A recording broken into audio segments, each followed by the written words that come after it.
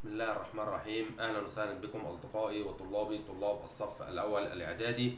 النهارده ان شاء الله معادنا مع الدرس الثاني في مادة الجغرافيا بعنوان مجموعتنا الشمسية. عرفنا طبعا من الدرس اللي فات ان النجوم بتدور حواليها الكواكب، وان الشمس هو نجم يدور حوله المجموعة من الكواكب ومن ضمنها كوكب الارض، والشمس هي النظام أو المنظومة التي تدور حولها الكواكب في مجموعتنا الشمسية. طيب هنيجي نعرف الأول الشمس عبارة عن إيه. الشمس هو النجم الوحيد المضيء في المجموعة الشمسية، وهي عبارة عن كرة ملتهبة تشع ضوءا وحرارة، وتعتبر نجم متوسط الحجم، وبالرغم من أنه متوسط الحجم إلا أنه يعتبر مليون ضعف من كوكب الأرض، ويعتبر هو أقرب النجوم إلى كوكب الأرض أيضا، وتعتبر هي مصدر الحياة على كوكب الأرض. وفي النقطة دي ممكن يجي لنا سؤال: بما تفسر لماذا تعتبر الشمس هي مصدر الحياة على كوكب الأرض؟ هنقول له على طول: لأنها تمد الأرض بالضوء والحرارة.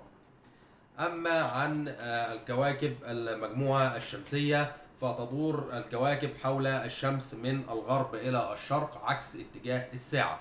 يعني عقارب الساعة بتلف من الشرق إلى الغرب، عقارب الساعة بتلف كده. هنيجي للمجموعة الشمسية هنلاقيها بتلف كده من الغرب إلى الشرق.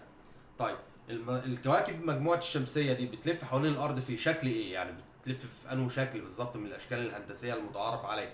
بتلف في شكل بيضاوي، في فلك بيضاوي، يعني بتلف في شكل زي البيضة كده. طيب طب ليه ليه الكواكب دي برغم ان هي في حركة مستمرة حوالين نجم الشمس، الا انها ما بتصطدمش ببعضها، يعني ما بتخبطش في بعضها؟ هنقول له لان كل نجم او كل كوكب له حاجة، له مقدار معين او في فلك معين بيلف، او سرعة معينة بيلف بيها، ما ربنا سبحانه وتعالى اراد ان هو ما يتخطاش الكوكب اللي قبليه او ما يجيش على الكوكب اللي بعديه، حفاظا على استمرارية الحياة. طيب يعني هو بيقول لك: بما تفسر عدم تصادم الكواكب مع بعضها في دورانها في حركة مستمرة حول الشمس. هنقول له على طول: لأن كل كوكب يدور بسرعة مقدرة ومنظمة في فلك محدد لا يميل ولا ينحرف عنه. دي إجابة السؤال بسهولة جدا. طيب هنيجي نشوف الكواكب الشمسية دي بتنقسم إلى إيه. هما 9 كواكب. خرج بلوتو من نظام المجموعة الشمسية، فأصبح لدينا 8 كواكب ينقسموا إلى قسمين: مجموعة الكواكب الداخلية ومجموعة الكواكب الخارجية. طيب هنيجي نتكلم في مجموعة الكواكب الداخلية. الكواكب الداخلية هم الأربع كواكب الأوائل في التنظيم، وهم عطارد، الزهرة، الأرض، المريخ. دول 4 كواكب القريبين من الشمس. هنتكلم عنهم الأول. خصائصهم إيه؟ سرعة دورانهم حول الشمس، أحجامهم صغيرة، كواكب صلبة مكونة من مواد صخرية مشابهة للأرض، لذلك يطلق عليها الكواكب الأرضية. طيب يبقى تاني: الأربع كواكب القريبين من الشمس بيسموا بمجموعة الكواكب الداخلية. طيب مجموعة الكواكب الداخلية دي هما إيه؟ عطارد، الزهرة، الأرض، المريخ. طيب هنيجي للخصائص بتاعتهم. إيه هي خصائصهم؟ خصائصهم: سرعة دورانهم حول الشمس، أحجامهم الصغيرة، تعتبر كواكب صلبة مكونة من مواد صخرية مشابهة للأرض، لذلك يطلق عليها الكواكب الأرضية. دي بالنسبة لمجموعة الكواكب الداخلية. نيجي لمجموعة الكواكب الخارجية. مجموعة الكواكب الخارجية أيضا تعتبر تتكون من 4 كواكب، وهم المشتري، زحل، أورانوس، نبتون. طيب مميزات الكواكب الأربعة الخارجية إيه؟ بطيئة الدوران حول الشمس، أحجامها كبيرة، وتتكون معظمها من مواد غازية. يعني ممكن يجي لي سؤال بالراحة كده، هيجي لي سؤال في الامتحان يقول لي: قارن بين مجموعة الكواكب الداخلية ومجموعة الكواكب الخارجية. هنقول له على طول مجموعة الكواكب الداخلية تتكون من 4 كواكب هم عطارد، الأرض، الزهرة، المريخ. طيب خصائص الكواكب الداخلية إيه؟ خصائصها سرعة دورانها حول الشمس، وصغر حجمها، وإن هي بتتكون من مواد صلبة تشبه القشرة الأرضية، ولذلك يسمونها بالكواكب الأرضية. طيب نيجي لمجموعة الكواكب الخارجية. مجموعة الكواكب الخارجية هي المشتري، زحل، نبتون، أورانوس. طيب مميزات الكواكب دي إيه؟ بطء دورانها حول الشمس، تتكون من مواد غازية، وآخر حاجة اللي هي أحجامها الكبيرة.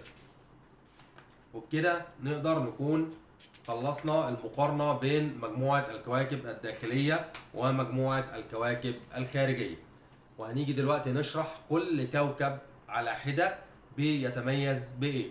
هنبتدي برضو بمجموعة الكواكب الداخلية. كوكب عطارد. كوكب عطارد مدة دورانه حول الشمس، يعني السنة في كوكب عطارد بتعادل قد إيه من السنة على كوكب الأرض؟ السنة على كوكب عطارد بتبقى 88 يوم فقط لا غير، لأنه بيدور بسرعة كبيرة خلاف كوكب الأرض. طيب إيه اللي بيميز كوكب عطارد؟ بيميزه قربه إلى الشمس، ولذلك يصبح شديد الحرارة، ويعتبر أصغر كوكب في المجموعة الشمسية من خلال الحجم. يبقى كوكب عطارد تاني مدة دورانه حول الشمس أو السنة على أرض كوكب عطارد بتبقى عبارة عن 88 يوم، وبيتميز أيضا بقربه من الشمس، ولذلك يعتبر شديد الحرارة. وآخر حاجة يعتبر أصغر كوكب في مجموعة الكواكب الشمسية. نيجي لكوكب الزهرة. كوكب الزهرة مدة دورانه حول الشمس يعني السنة على أرضه بتكون 225 يوم. أهم ما يميز كوكب الزهرة إيه؟ له غلاف غازي متماسك كثيف يصعب اختراقه، لذلك كان من الصعب تحديد مدار أو تحديد دورانه حول نفسه.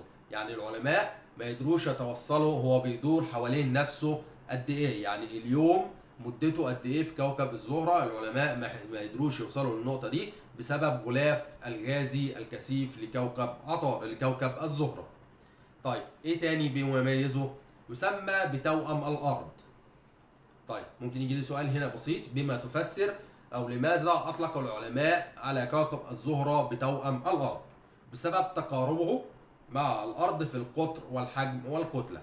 بيبقى كوكب الزهرة بيتشابه مع كوكب الأرض في 3 حاجات: القطر والكتلة والحجم.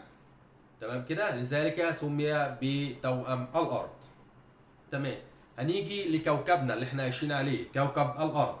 طيب مدة دورانه حول الشمس ايه؟ بيدور في حوالين الشمس في قد ايه؟ يعني السنة على كوكب الأرض بتبقى قد ايه؟ السنة بتبقى عبارة عن 365 يوم وربع. ده السنة على كوكب الأرض. طيب بيميز ده كوكب الأرض ايه؟ بيميزه يدور حوله قمر واحد، يعني له قمر واحد بيدور حواليه، ويعد التابع الوحيد له، ويسمى بالكوكب المائي. بما تفسر أطلق على كوكب الأرض اسم الكوكب المائي. طيب هقول له على طول لأن نسبة الماء تتخطى نسبة 70.7% من مساحة كوكب الأرض. نيجي لآخر كواكب الداخلية وهو كوكب المريخ. كوكب المريخ مدة دورانه حول الأرض تاني أو السنة على كوكب المريخ بتعادل قد إيه؟ السنة على كوكب المريخ بتعادل 687 يوم من أيام كوكب الأرض، ويسمى بالكوكب الأحمر، ويعتبر أصغر حجما من كوكب الأرض. طيب بما تفسر لماذا سمي كوكب المريخ بالكوكب الأحمر؟ هنقول له على طول بسبب تربته الغنية بأكاسيد الحديد الحمراء اللون، وذلك من أهم مميزاته. يبقى لماذا سمي كوكب المريخ بالكوكب الأحمر؟ بسبب اكتساب تربته بأكاسيد الحديد الحمراء اللون. دي كده مجموعة الكواكب الداخلية وأهم ما يميزها وعدد أيامها مقارنة بعدد أيام كوكب الأرض. طيب هنيجي لمجموعة الكواكب الخارجية. مجموعة الكواكب الخارجية وأولها كوكب المشتري. كوكب المشتري يدور حول الشمس في خلال 12 سنة أرضية، يعني السنة الواحدة في كوكب المشتري بتبقى ما يعادل 12 سنة عندنا هنا في كوكب الأرض. وأهم ما يميزه هو أكبر كوكب في مجموعة الكواكب الشمسية حجما. نيجي لكوكب زحل. كوكب زحل بيدور حول الأرض في 29 سنة ونصف، يعني السنة الواحدة في كوكب زحل تعادل 29 سنة ونصف من سنة كوكب الأرض. طيب ايه اللي اهم حاجة بتميز كوكب زحل؟ اهم ما يميز كوكب زحل وجود حلقات حلزونية تدور حوله، حيث تبدو باللون الأحمر والبنفسجي والأزرق، وتتكون من أجسام صخرية وجليدية، وحجمه يساوي حجم الأرض 763 مرة. ده كوكب زحل. نيجي لكوكب أورانوس. كوكب أورانوس السنة فيه تعادل 82 سنة أرضية، يعني هو بيلف حول الشمس أو بيدور حول الشمس كل 82 سنة أرضية. وأهم ما يميزه يبدو في الفضاء ككرة ملساء لونها أخضر يميل إلى الزرقة، ويشبه في تركيبه العام كوكبي زحل والمشتري. نيجي لآخر كوكب من الكواكب الخارجية وآخر كوكب من كواكب المجموعة الشمسية، ألا وهو كوكب نبتون. كوكب نبتون بيدور حول الشمس كل 165 سنة أرضية، يعني السنة على كوكب نبتون تعادل 165 سنة أرضية. أهم ما يميز كوكب نبتون، إيه مميزات كوكب نبتون؟ مميزاته شديد البرودة نظرا لبعده عن مركز الإشعاع وهو النجم الشمس. طيب يكاد يكون توأما لكوكب أورانوس، يعني هو يعتبر توأم للكوكب اللي قبليه زي ما الأرض توأم لكوكب الزهرة. طيب ويسمى بالكوكب الأزرق. ليه؟ ليه أطلق العلماء أو بما تفسر أطلق العلماء على كوكب نبتون اسم الكوكب الأزرق؟ لأنه يبدو كماسة زرقاء تشع ضوءا خافتا في الكون.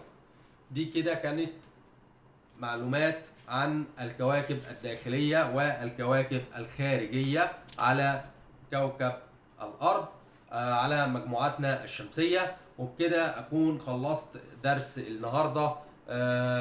بالتوفيق لجميع الطلاب، وإن شاء الله استنوني فيما هو قادم، وما تنسونيش في الاشتراك على القناة حتى يتسنى لنا النشر على أوسع نطاق. والسلام عليكم ورحمة الله وبركاته.